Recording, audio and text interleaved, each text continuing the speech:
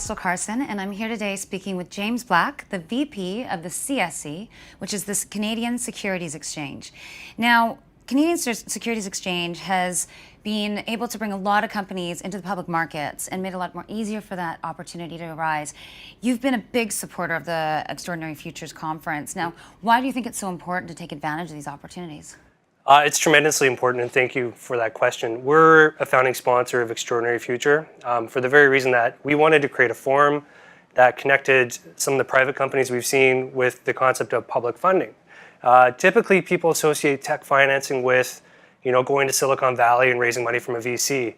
Canada has extraordinary infrastructure here in our own backyard to fund these companies. So, as an exchange operator, we want to see more companies come into the fold by accessing public venture capital, which is what we call it. Go public on the CSE and grow that way, and not necessarily have to go to the States to raise their capital or do it through a venture capitalist.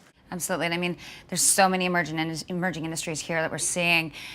What is your take on cryptocurrencies? And I mean, what is the conversation around that right now? As an exchange that caters to emerging companies, we obviously are on the front end of a lot of emerging technologies and the discussion around what's next.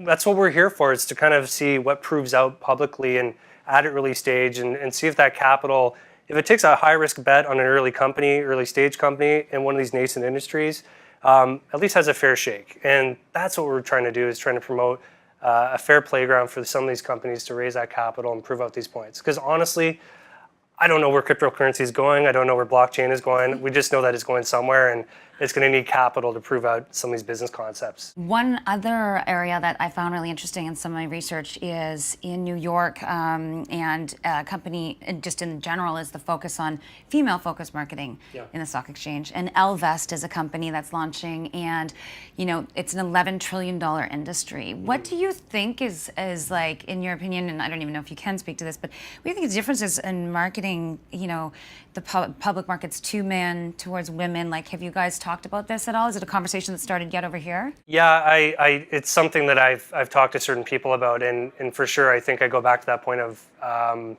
socialization of decisions. I only know who I know, like my wife, and know that they think a lot more about making well thought out decisions as opposed to emotional decisions when it comes to money. So I think when people are catering to the female audience and it comes to investment, you're actually going to have to be a little more quantitative and not just emotionally trying to get an investment. It's about appealing to intelligence. And honestly, I think that's something that we got to step up our game on. It's not just a hype to get someone's dollars. You actually have to have a well thought out business. You have to have executables. You got to have management. And I think that's what we're going to have to bring to the table to bring everyone in as investors. Amazing. Well, thank you so much for your contribution to the conference, and I really appreciate your insights and everything. You bet. Thanks for coming in.